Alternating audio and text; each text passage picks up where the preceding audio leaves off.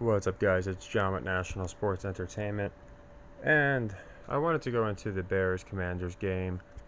Obviously, it's our primetime game on Thursday, and speaking of prime, I want to go into something because the prime theory, obviously, the fading his teams when he loses, picking his teams when he wins, seems to be shot. But luckily, I did pass my community college level science class with crawling colors, and I do know that for a theory to be debunked or to be proven, you need to test it with the same variables. Okay? So it's been tested with the losing variable as far as when he has lost, his teams have not all lost. But if you think about it, this season's been about Deion, and more importantly, his progression. So that being said, I genuinely believe that his teams are going to win with him this week because it's yet to be disproven that when he wins, his teams don't all win. Now, there's two caveats to this. One, I actually like all of these teams to win anyway, for narrative purposes. Atlanta kind of looks like it might be a trap, but even still, I like all three of the teams. And the other two, they play Cowboys, Niners. Now, it's interesting because the Niners were already an outlier before on the losing end when they lost. They were the one team to lose on Thursday, and then he played. So it'll be interesting if they're an outlier again. It might show that the Niners are a different team than the other teams that Deion played on. But yeah, I'm still rolling with the ride prime parlay this week because we're going to be riding them.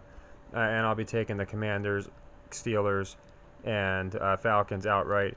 And it's going to pay pretty good. Obviously, it's going to be plus odds. Since one's almost a pick 'em, you'll be looking at about minus 150.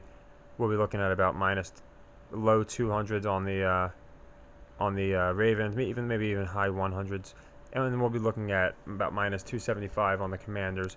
So a good parlay. It's nothing like the 71-1 we hit, but it's still a good one. And actually, it'll be nicer because Colorado is only a 4.5 point favorite. So it's a four-teamer, and you could add, I guess, the Niners, or I would personally pick the Niners over the Cowboys. But either one, is fine. You could always hedge. But I would just leave them out of it, maybe play them on their own. So I already like the Commanders to win because I'm trying to work around this audio. So as I'm switching screens and switching sites, things like that, interfacing with the phone, sometimes I might repeat myself just in case the audio cut me off. But this one's an interesting one because obviously the Bears look really bad this year. But the Commanders are a team. There's a lot of teams with 2 wins. Texans, I think they have 2 wins. Colts have 2 wins. I think they might have 1 now. The Rams have 2 wins. The Bucks have 3, I think. There's a lot of teams with 2 wins, that Packers, that I know people aren't sold on. So I think people are still looking at, okay, 2 not so good teams.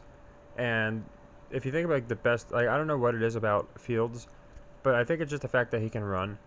It seems that, and if you look, I don't really go by Vegas Insider in them, but even on Survivor leagues, now nobody's taking the Bears on Survivor leagues, but they don't get faded like other teams. They're not being treated like a true basement dweller, and I think it's because people have faith in Fields. I could be wrong, could be other reasons, but either way, them against the Commanders. Commanders laying 6. I like the Commanders, and I like them to cover. So we'll be using my cover spread theory as well this week. Basically, teams that that haven't won against the spread will be taking. Teams that haven't lost against the spread will be fading. There's a few that fall into that category, not many. Usually, this early on, you still have a couple, but so far, every team's except a few has covered or not. We still have, like I said, a handful that haven't though. But yeah, I like the Commanders to cover in this game. While the Giants are looking like they're going to have a rough year, I still stand by the overall idea that the NFC East is going to look strong. They're really going to market the East Coast teams, and right now it's not looking too good for the Steelers or Patriots on the AFC side, but they seem to market this way. I went over this before. I noticed this last year at the Pac-12, and here we are, and the Pac-12 is looking even stronger. I think part of that's because a lot of those teams are going to be moving, so they want those teams to look strong and the conference to look strong in general. and obviously Colorado. They're doing this on purpose, so Colorado will be the new face of the Pac-12, even though they kind of are already with, not being the best team. But with all the teams moving from the Pac-12, it's going to be very interesting. So I like a lot of the Pac-12 this year, but the entire Atlantic Division made the playoff for play-in. First time in NBA history. And I think that's why they added these extra seeds. And then we have in the, as far as the NFL, we see the same deal. The only outlier right now would be the New York Giants. The Jets, they're showing Rodgers a lot. I have a feeling within a week or two, they're going to get another quarterback, start winning a few. And I don't know, the way I think they lie about the injuries. I think he can come back and then they can explain like a 4-game winning streak or something. I'm not sure if that would be too much of a stretch. 4 games left in the season. But I think they could find a way to stay competitive. I do have faith in them. I have more faith in the Jets and the Giants. And I think they're probably about even on most people's radar. But just because of the Rodgers story, I don't know why they'd be showing him doing like workouts, like jogging. Now he's at the games. If they were just going to tank. To me, that doesn't make any sense. Unless they're embarrassing him. But they already did that. He was going to retire. It'd be really weird that they would sign him just to embarrass him some more. Although, I wouldn't put it past them and their pettiness. So I like the Commanders here for a leg 2. It's not going to be a leg 3, but I like it better than a leg 1. And I like the cover. Now, something new. And it's just because in my notes, when I go into my notepad, and it's not really new. I used to do this before. I did this all last year. So basically, our plays would get posted in here every single day. All the plays that I put in my videos would go on here. I have separate sections, of course. Like, this is just all the picks in my videos. So there's, like, obviously on my membership I have a column just for that. And basically the same exact thing, only we go over different parlays, things of that nature. Yeah, Sinner was pretty, I thought Sinner was pretty obvious, only because the fact that he hadn't really got a big one yet. It was his 6th go against Medi, and it just made sense that he was going to beat him this time around, especially after Alcaraz sold. But anyway, going over the games and like the sequences, they'll be posted in here, because when I'm scrolling in Notepad, and it's because of, I guess, the app, because I've checked them both out, I'm cutting out way more than when I'm in the Discord. So this is every pick we've done so far. It's this exact same as my Notepad, outside of we haven't even played a new sequence yet. So I'll be adding the Commanders as a leg 2, probably for sequence 61, probably for the Patriots-Cowboys loss. I'll probably play the Commanders, but it doesn't really matter. I always go over this. It doesn't really matter as long as you're playing it for a leg 2. But as you can see, we don't have many open sequences. We had the Cardinals one, and we have open sequences, but we don't have many open leg 3s, is what I should say. And we have a good handful of leg 2s. So we're going to go ahead and close them out. I think the Commanders is a really good one to do that with. So, again, you can really pick which one. It doesn't matter which one you choose to pick. So, again, that's personally my favorite play is the Commanders -6. I think they're going to cover. I think people in a game like this, they feel like, okay, Chicago, and I feel like people have the attitude that teams are due. And people chase undefeated teams all the time. That's why I only chase the spread, because at the end of the year, the spread will bear out. But if you take a team like the Bears and keep doubling up, we'd already be down 15 units if we were taking the Bears and doubling up on them. So people have that logic. There's another reason fun fact, you guys might have heard of it. The guy who went broke because he missed 37 double-ups in a row at the Monte Carlo. He kept betting red because he waited for it to hit. And it's a fallacy. Just because something happens X amount of times in a row does not mean Y is going to happen the next time. But this guy fell for it and did the martingale the wrong way. He waited for black to hit a bunch of times. It did. Then he started his bets. And this guy started, I want to say 15, 30, 60, 120, 240, 480. And it was 37 times that this man bet on red until he lost it all. So there's a reason I do my system the way I do. We'd be in the red by probably a lot right now if I was just doubling up, infinitely. And even if I was doing a fourth leg or chasing certain ones where it's like, that was a tough loss, let's chase it, we'd probably be in the red. But the reason the system is sustainable is because we're getting a good amount of plays, we're picking our spots, and we're using the narratives, and we're using money management. We're getting out. At worst, we're losing 7 units on a sequence. And on a lot of them, like I said, not a lot of people watch the tennis predictions, things like that. In other videos, I'd gone into Sinner. I didn't make it. I made it official on my membership just because there's particular games that it's like 3 in the morning. They were playing in Beijing at like 3 in the morning when I saw the actual line. If the line was if it was favoring Sinner too much, I wouldn't have liked it. But yeah, with just like combining a parlay like Sinner and Goff, who I think Goff's going to win as well, or Sinner and Rybakina, who seemed like an easy win, and again, real or fake, because of all the upsets that had happened, 2.5, 3-1. So that's why I do the system the way I do, because it does not take much at all to negate a leg 3 loss. And again, leg, I know people talk about, I might just change it to level. I like using my own words, but I understand so many people see leg and they're like, oh, we doing a parlay? And I do parlays, but when I talk about a leg, it's just the leg of the sequence. It's just 1 unit is leg 1. If that doesn't hit, 2 units is leg 2, and 3. So, a lot of people call it a level system. I just use the term leg. It's a little quicker to type as well. But, whatever you want to refer to it as. But yeah, it's going to be a stunner of a game. I think we might see Robinson Jr. If you remember, actually, these two teams played last year, and the Commanders did win, which is a little disconcerting, but again, they're running these streak narratives. They just did it in the World. My World Series pick's already out, by the way. My winners, I had the Braves winning, so that's not out, but I did have them beating the Rays. I just thought that, I forgot the Rays started off so hot that the public was probably going to be on them. I just thought it had been so long removed, and the Rangers had really established themselves that people would be on the Rangers, but I guess people were still on the Rays from that 12-0 start they had or whatever it was. And then of course I think they said they lost their last X amount of playoff games, and the Blue Jays too, back-to-back sweeps. So Vegas might be onto those things. That's why I had actually gone into, after we played we played 2 games for baseball a couple days ago. We split them, and I went into I have a very fishy feeling about teams winning by exactly 1 run. We'll see if that happens going forward, and just in general, the sweeps, because people are, there's no way we're going to have a bunch of sweeps, and so far we've had 2 already. I do think the Brewers will win. I think they'll probably be the only team not swept. The Marlins make sense because they're like a feisty bunch. I don't think they're all going to get swept, but my whole point is the streak thing does seem to be, I was on the wrong end of it. Daniel Jones just lost his, continued his, I should say. So yeah, I think the Commanders, it's not like a crazy streak, but it's 2 years in a row they'll beat them on Prime Video on Thursday. And like I said, I find it weird that we have a Prime team playing on Prime Video.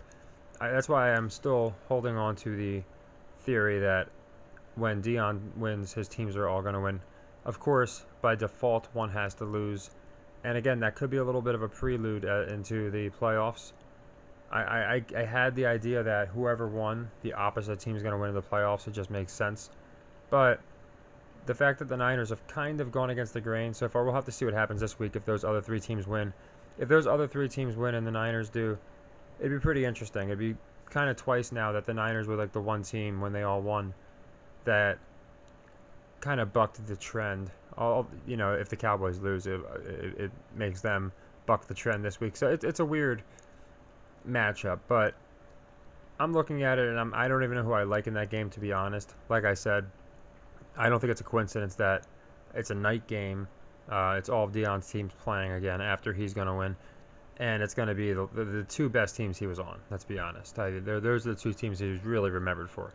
He's remembered for his Cowboys, I would say, by most people, and then he talks about his 49ers run the most. So again, just in him being in the spotlight makes me so much more sold on a Cowboys-Niners championship, as obvious as it seems. Sometimes obvious is exactly what we get. Bills-Chiefs was not exactly one that people were going out on a limb to predict, and a lot of years that's the case. The Super Bowl is what's usually not so obvious. You usually have either the better team doesn't win. Last year we obviously got it we didn't predicted before the season. But once it was announced it was Eagles-Chiefs, between the State Farm commercials, a lot of other things, Brady retiring, Chiefs looked like a pretty sure bet. So this year it'll be interesting who represents the AFC. I will say my preseason predictions looking pretty darn good because I did mull over the Raiders, but if you watch my videos where I do my chart, well, not my chart, my playoff simulator where I actually pick the games, preseason and when I did my updated one like a week or two ago, just because I said in preseason, it's kind of ridiculous to make, logical, rational predictions, not really knowing what's going to happen, but we're going to do it anyway. My prediction's still the same. It's Niners-Ravens. I think the Ravens are a really good... They talk about dark horses. Not only are they a dark horse, I think Lamar's a dark horse to steal the MVP. Because, they're talking about these other guys, but I'm noticing Lamar's starting to run again. The passing game's getting a little more smooth. And just all in all, they're playing a little bit better. I thought they might punish him, just because they were talking about the holdout and he didn't want to be there. Then they brought in OBJ, so I thought everyone's going to put their money on them and they're going to lose. But they're kind of looking like an exact, like the Bengals did the year they played the Rams. Just kind of hanging in there. And even when they win, people are like, okay, but they're still not the Chiefs. They're still not this team. So they're probably like fourth on people's list behind the Chiefs. In the AFC. Behind the Chiefs for sure. I'd probably say people have them behind the Bills for sure. There's a good chance people have them behind the Dolphins. And then after that, I'm sure they're ahead of the Chargers. I'm sure they're ahead of almost people's picks. Some of the other teams. You can argue Jacksonville might even be ahead of them, though. So it's a good odds, in my opinion. And I still like Niners, Ravens, Blackout Bowl 2.0. And there's a couple narratives that go along with that game that we can go into. The reason I liked the Ravens before the season was because last year Tony Saragusa died. And I liked them last year, but then it's kind of like the Tua thing. It's like they pulled the plug for a year, and maybe Lamar did get hurt, actually, and that's why they did this whole thing. But now he's seemingly healthy. Everything seems to be good. So with the Saragusa death, with the Ray death, Ray Lewis III is who I'm talking about, and Jalen Ferguson, all very interesting. Again, all died around on the Kobe Day, 622, 126, stuff like that. So it's an interesting factoid that I thought was worth noting. So yeah, I just wanted to go into basically a idea of what I think is going to happen. But our official leg 2, again, it's going to be for the Cowboys-Patriots loss, is going to be the Commanders to cover the Bears. And I'm in the progress of moving this over. So just bear with me for 1 second.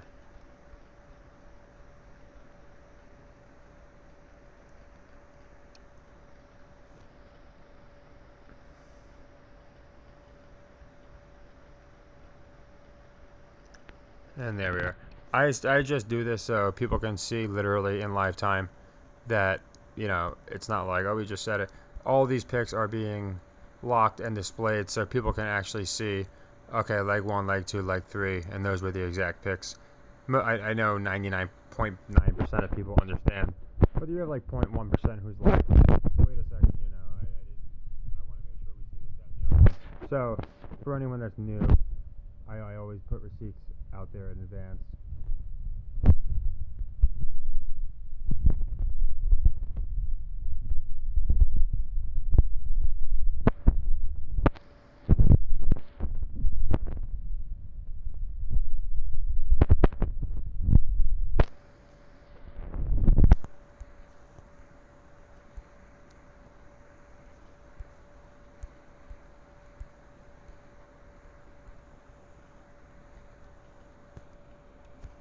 And there we are. Like I said, going forward, I will be using the Discord for that. It's just kind of hard. Again, when I used to just post them in the Discord beforehand, we'd have people just come in, take pics, and sell them, or use them on their Patreons, or use them on their videos. And at the very least, I want the people that are watching and benefiting to at least be people with good intentions. So, again, and also, not everybody can see them at the same time, so I like to always just basically do my recaps on Discord. But for our plays, like I said, instead of using the notepad, I'm going to find a way to just make it where we can just go to Discord and go over the plays So I'll probably just have them typed out ahead of time like normal. That way, you don't have to waste your time for 15 seconds typing in the play. So yeah, I'll probably just do that. And I also like Discord better because you can kind of make it out better. I think the black contrast, the brown contrast to the white is a lot better than where it's just this yellow. It's actually a white notepad that's just all jumbled. So yeah, I think we're gonna do well. I think that's a good parlay to play. Later on today, while one of the two could be upset, I like Sakari Golf in a parlay. Just throwing that out there. It almost pays exactly 1-1.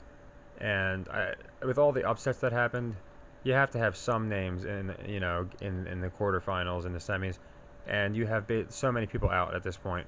Pagulio just got eliminated, so I like both. I like Golf to win like 100% now because the only other American's out. So to me, it makes no sense that she would lose. The odds are a little fishy, but she's playing a pretty good player, so it makes sense that she's only about 2.5-1. And then Sakari is also 2.5-1. A little riskier because she's playing a China native. You know they want to push that story. But I have noticed that they have not fared well with treating a lot of the Chinese athletes. Like, a lot of them just got destroyed. And I was picking, like, Chinese teams to win and doubles. And not many made it too far. So, sure, they might want to push their one. That's I think it's Wang that's doing really well. But I still think Sakari is going to win. Sakari, I think is how it's pronounced. I think you need a couple decent names in the Open. But Golf is the one I believe in way more. But again, Golf, Sakari doesn't hurt to do maybe half and half on each. That way if you lose, you only lose a tiny bit. But with the win, like I said, it's about 1-1 on the team of Sakari and Golf. Well, not the team, but the parlay combination. So yeah, we'll see how Thursday goes. I think we're going to do well. Also, Dan Schneider's out. I think that's a big part of the reason they're going to be a playoff team this year. I think they were just waiting for him to get out to get them into the playoffs. So take care, everybody, and happy earnings.